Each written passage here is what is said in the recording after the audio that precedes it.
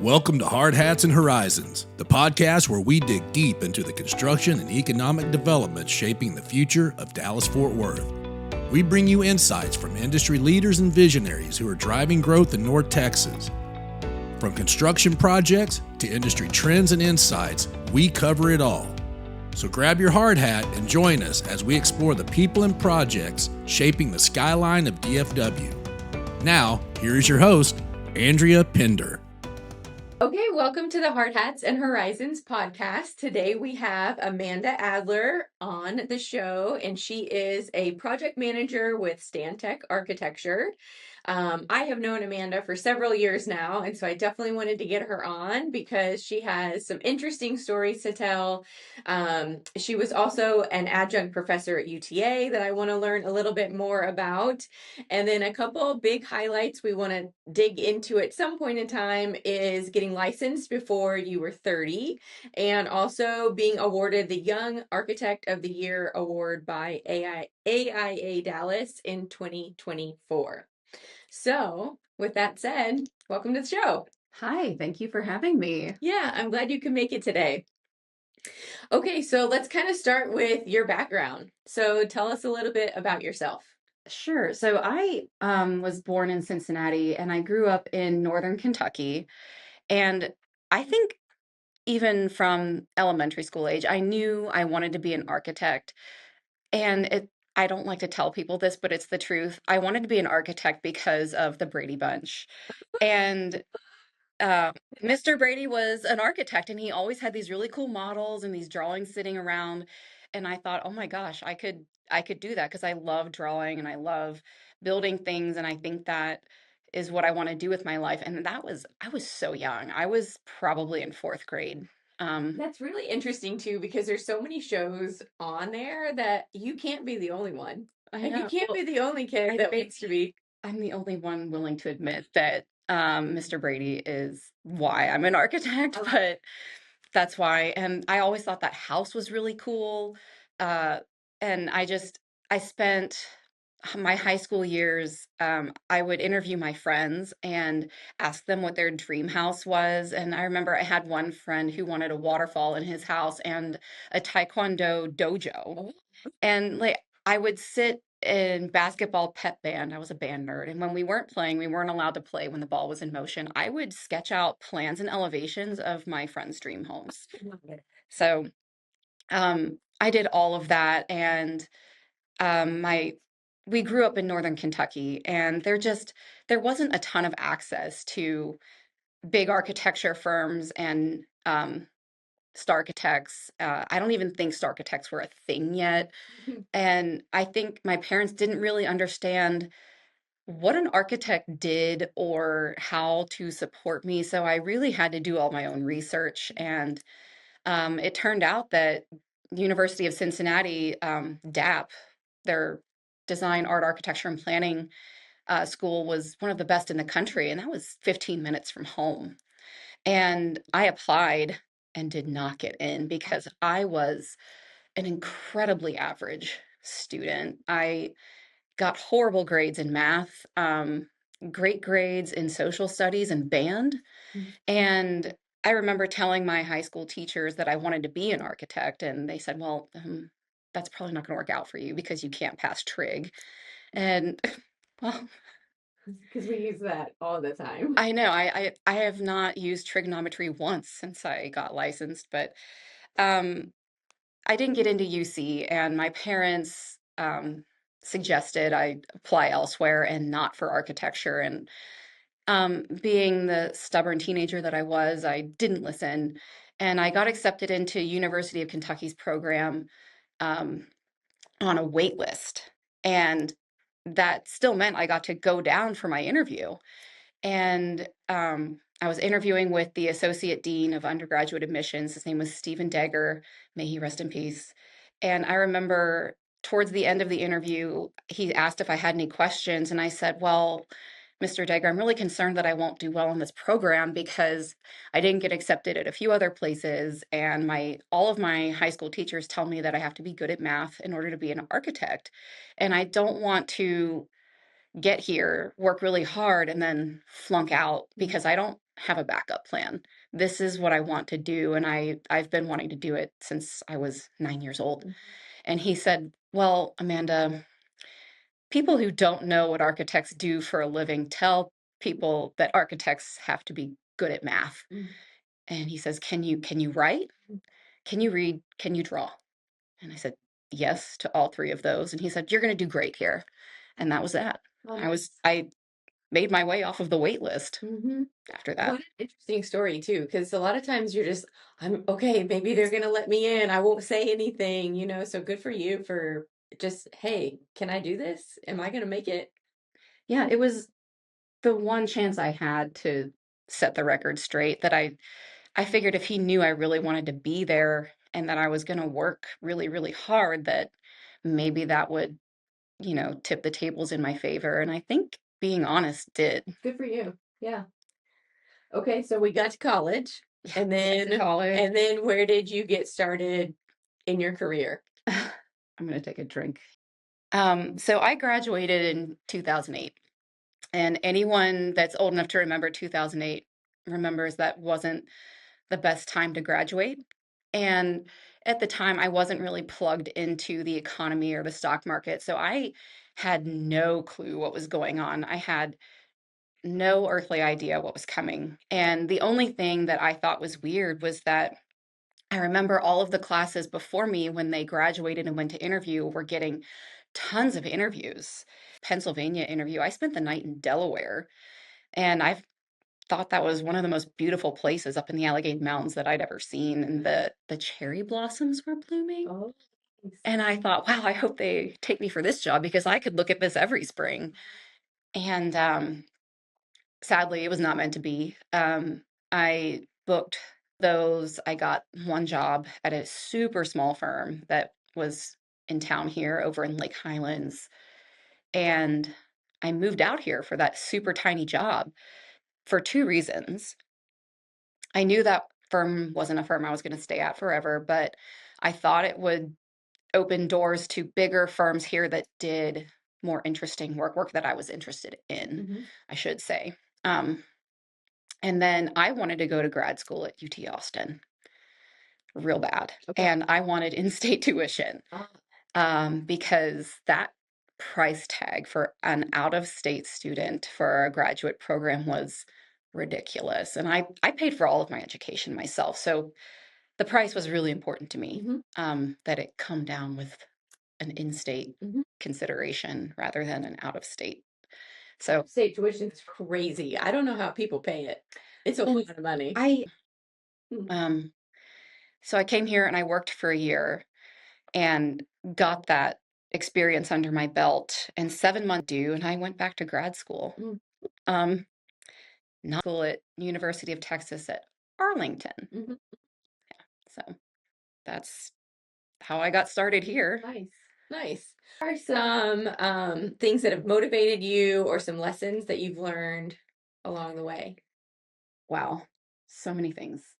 I learned after all of that layoff, from not getting into school, pretty much every time I applied and having to fight for it and losing my job, right after I got it, that you can't predict your future and you can't plan for the future that you want necessarily. You can have an idea of what you want so that you can form your path to get there, but I've learned to not expect that will ever happen to me.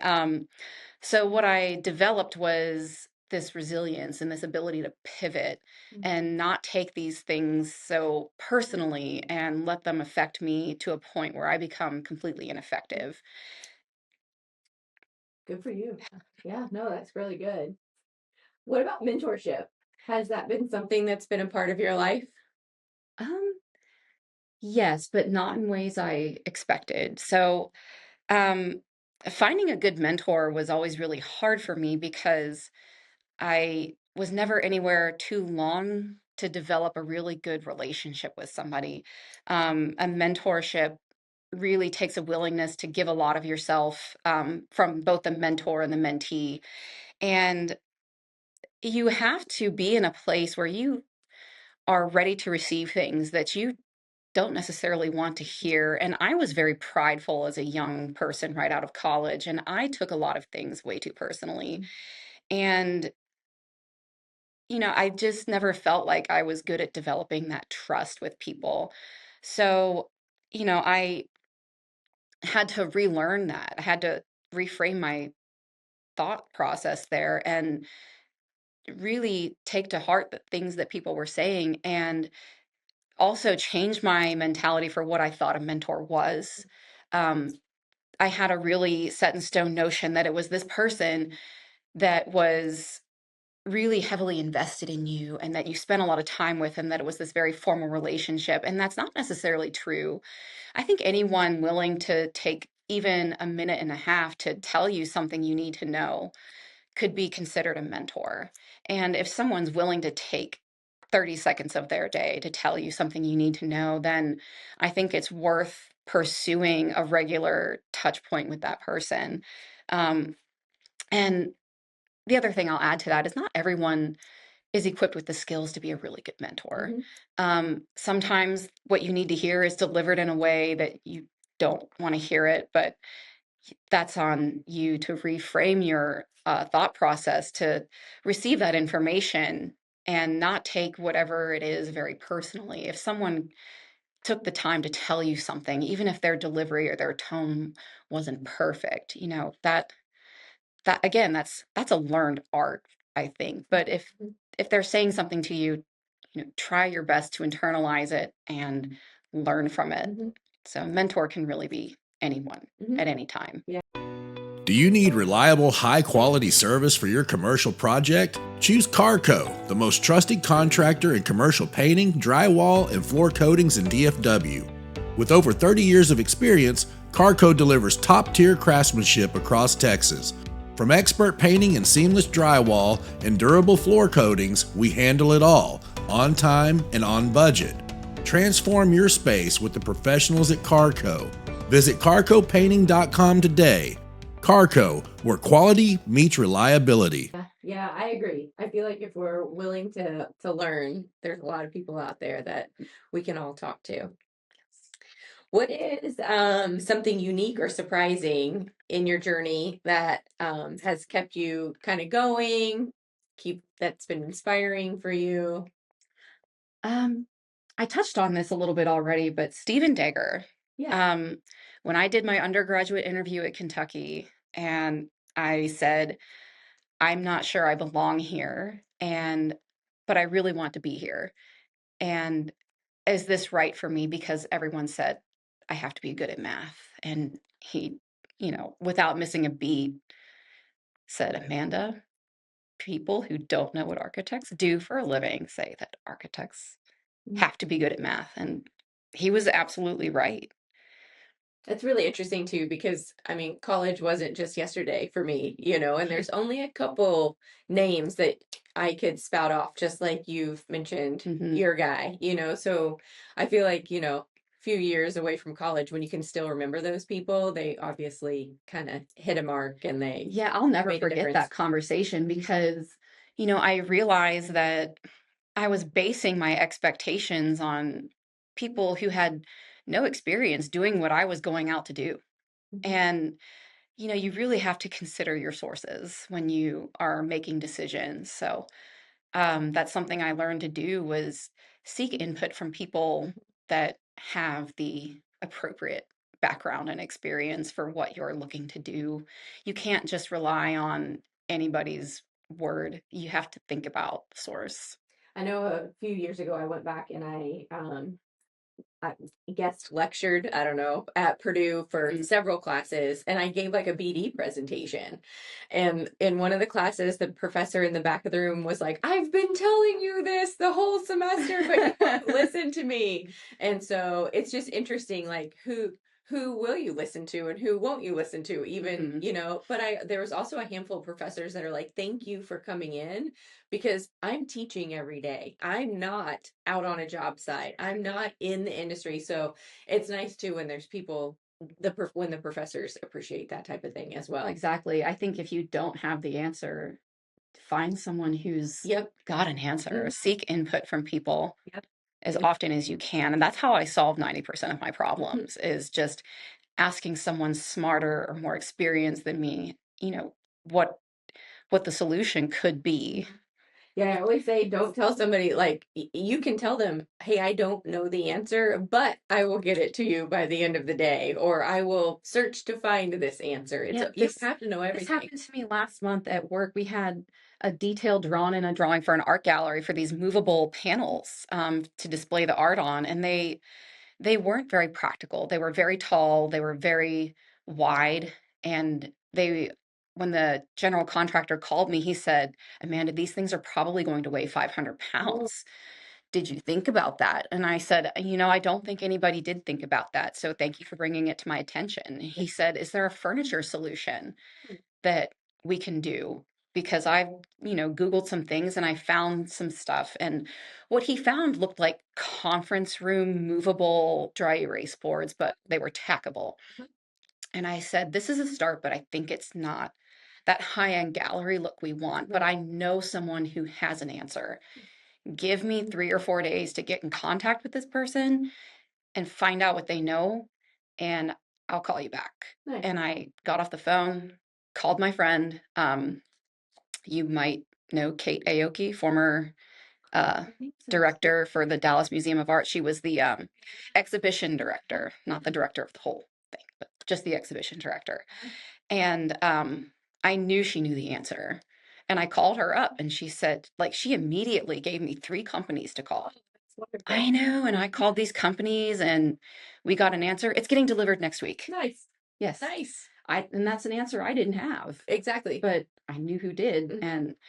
And, learning, just having a little bit of humility that I think comes with falling on your face as many times as I have throughout my career, that you don't have to know the answer, and no one expects you to know the answer To everything. to everything. And if you walk into the room and you're the smartest person in that room, you're in the wrong room. And you've reached your maximum potential there. Go somewhere else. Yep. Yep. Okay, so shifting gears a little bit, we're going to talk about some industry stuff. So what's your perspective on the industry trends that are going on right now, or are there any specific challenges that you guys are facing right now? Yes. So the global economy trends, and those can cause work to slow down or disappear very quickly. And that's not just with building materials, but also certain market sectors will ebb and flow, and to a very extreme degree. What advice do you have for any listeners that may be in your same field, or maybe like your same kind of niche of architecture? Do you have any advice for anybody? Yeah, I touched on it. Have your ear to the ground and try and figure out what is going on around you.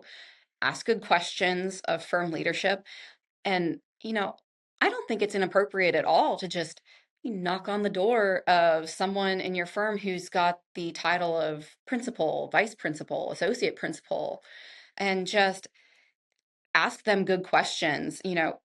Ask what the workflow is like, ask what they're going after, and do they have anything coming in? And have those conversations regularly, and make sure you're always communicating your concerns up, not down. That will ensure that you start to build these relationships with these people in your firm that are in the know. And if something does happen, you'll be, one of the first people to know. And they'll remember that you asked these good questions and that you were willing to help when things maybe were a little uncertain. And shows a lot of initiative on your part. Good firm leaders will remember that you were the one that came to them and asked. You were the one that was willing to help. And following through with anything that you say would help you become the person that they trust. And should it come down to a point when the firm leadership has to make a decision about layoffs, I would think that if you put yourself in a position where you made yourself very valuable and you were very interested in the direction the firm is going, that you either would be the last to get laid off or they would try very hard to save you, and work the layoffs around you. And many times, those people with the big fancy titles, they have an open door policy. They're happy to answer those questions, you know. So, I mean, maybe not everyone wants to answer all those questions, but there's somebody at your firm, most likely, that you can go in, ask those questions, and then they are going to see a young person who's wanting to grow. And, Exactly. And, that I'll say principals, vice principals, people with the big titles, they really are very busy doing other things. You don't even know what they're up to. Mhm. So having a regular conversation with them sort of brings them back into the office and lets them know, what the temperature of the office environment is, how things are going, how people are feeling. If you're asking these types of questions, then they are smart enough to probably realize that other people have those questions too. Mhm. Is something you're most passionate about in your job, and how, and maybe some of your future goals. Um, well, I'm very passionate about elevating the voices and positions of women in architecture. Love that. I really love finding bright and rising stars and introducing them to each other and letting them shine. The Women in Architecture Network has been an avenue. That's with AIA Dallas. That's been the best platform that allows me to do this. Our next program is a beginner golf lesson Nice. because golf is a huge business development tool. And I think a lot of women think it's for men and that they don't belong out there. And I'm here to say you absolutely do belong out there. That's where these big decisions are getting made. And you can golf. Anybody can golf, but women can golf, and it's actually a lot of fun. And if you can bring value to your firm in that way, then you're positioning yourself for inclusion in bigger conversations and promotions.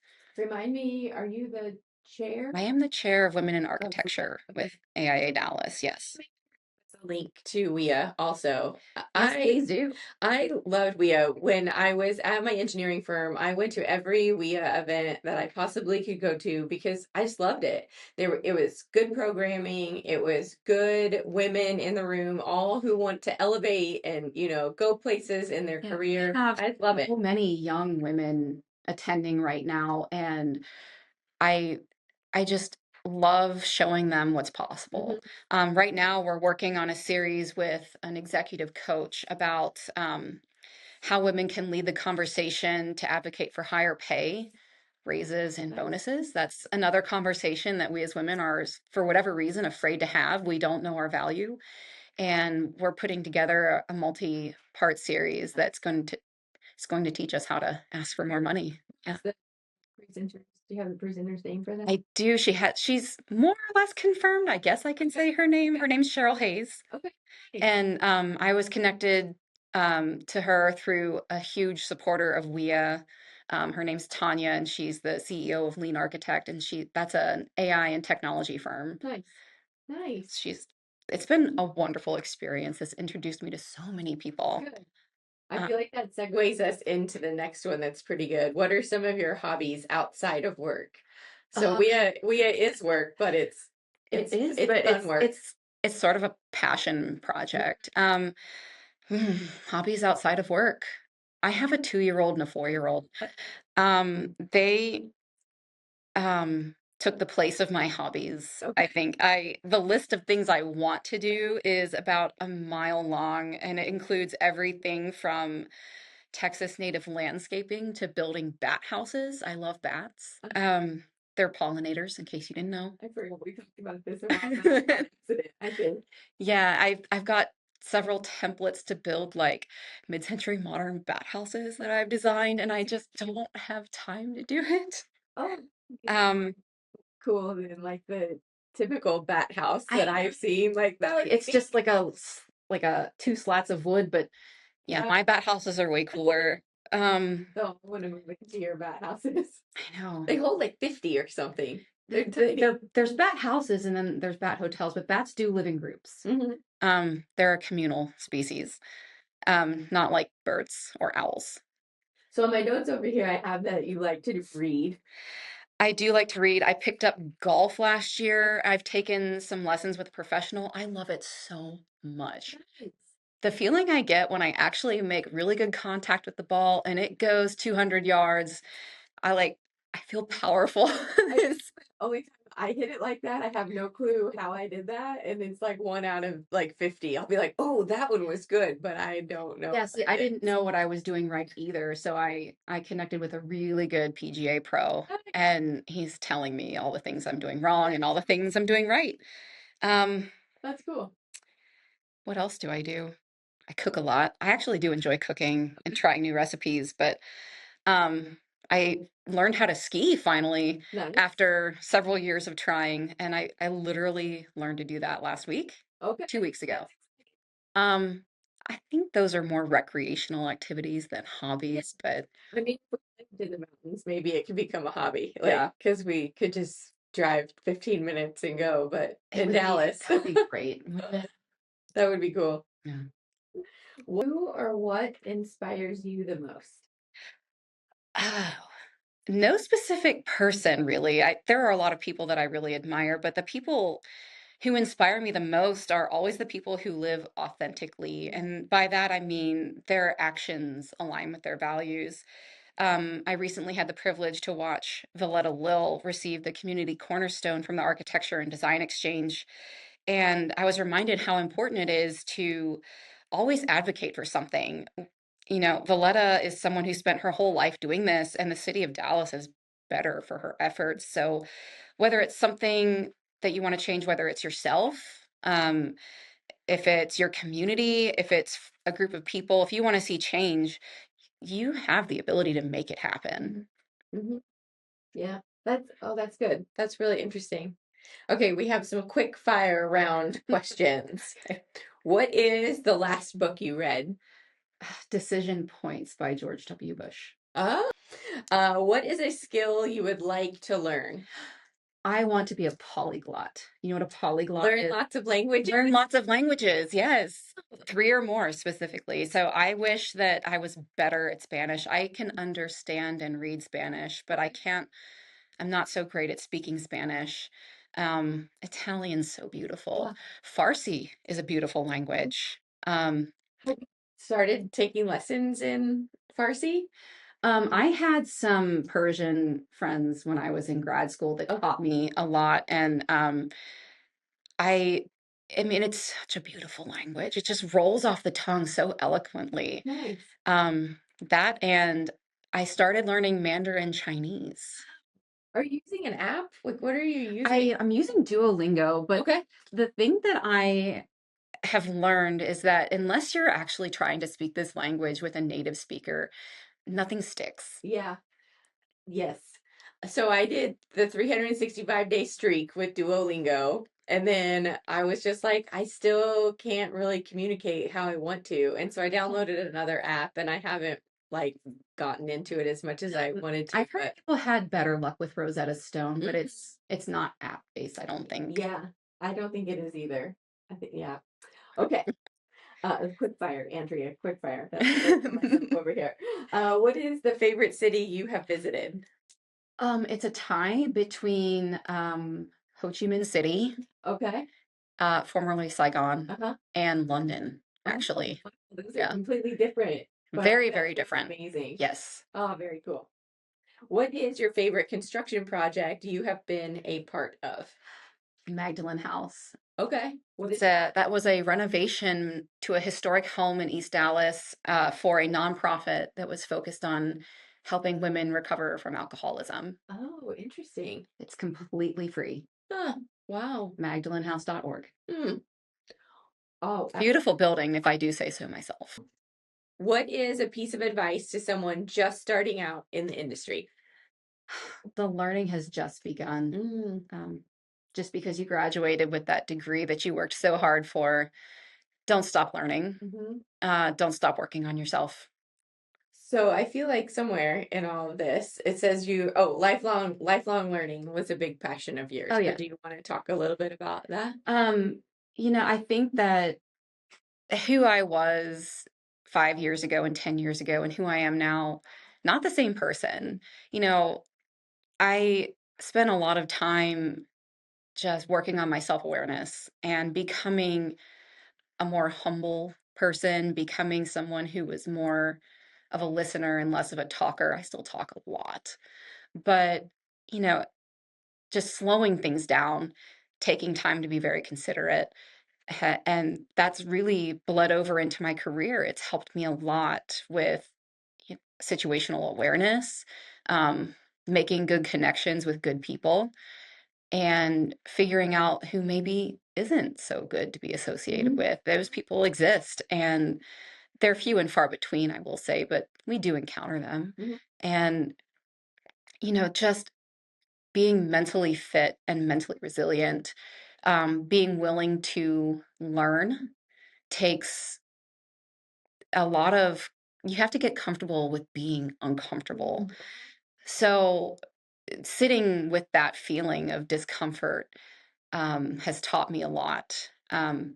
Early in my career, I just felt so uncomfortable all the time. I never knew what was going on, and I let that keep me from growing. And it wasn't until, again, that pivotal layoff in 2020 where I decided that, something's got to change. And the only thing I can change, the only common denominator in all of this is me. Have you done the Strengths Finders test? It's been a long time. Learner is my number one. That So doesn't surprise me. I'm always like learning I something think, new. I think woo or Woo's like halfway down on my list, which amazes me. woo and Woo's at the top of positivity your and list? input were in my 5. I don't remember what the other ones were. Yeah. Because it's been a minute. Yeah, I think it was 2018 when I took that. Yeah. I'd have to dig out my results. I'm curious now. Is there anything that you want to include that I forgot to ask or that I didn't get to? I feel like on your notes over here, we pretty much touched on all of these things, but Yes, I would like to say never underestimate the power of a good network. A network is a living, breathing thing, and it needs to be fed and watered and maintained. So if you take care of your network, it will take care of you. I cannot count how many times I have fallen flat on my face, and my network has been there to support me with advice, support in general, and my next job. They've always delivered, but it's something you have to put work into. I love it. That was perfectly said with networking. I feel like we need to read that at the beginning of every women's networking thing that I host. That was good. I can send it to you. I really like that a lot. Okay, so we've mentioned WIA and we mentioned the Magdalene House. Are there any other organizations or social media channels or anything that we need to post in the show notes so people can find you? You can post my LinkedIn. Okay. Yeah. Perfect. I have a public LinkedIn account, so anything I'm up to, whether it's projects for work, whether it's WIA related, sometimes I'll write things and put it up there. I wrote a piece on weathered steel a few weeks ago that I put up there. I mean, it sounds unfocused, but it's not. There's all kinds of stuff up there, and I respond to messages. So perfect. Well, we will add that to the show notes.